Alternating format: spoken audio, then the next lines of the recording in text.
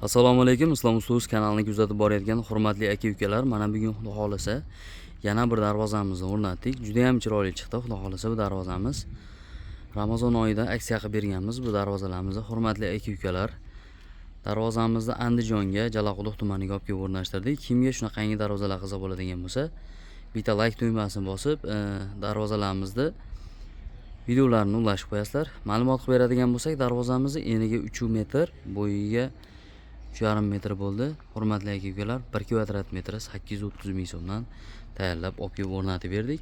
Materiallariga keladigan bo'lsak, stoykalarimiz 8-8. Stoykalarimiz 8-8 ikkilik stinka bo'ldi. Listlarimiz 1-3lik qalinidan, profillarimiz ham polni qalindan bo'lgan. Mashina o'tadigan qismlari ham shivillar bo'lgan, hurmatli aka-ukalar. Tepalarni milliy naqsh qilib, lazerli qilib berganmiz. Zamoklarimiz zo'bir zamok. Ochilib yopilishlari ham hamma yo'q joyida bo'ldi. Juda ham ideal holatda taniq bo'ldi, hurmatli aka-ukalar. O'zbekiston bo'ylab dastavkalarimiz bor, voha tomonlariga kelishilgan holda tayyorlab beryapmiz.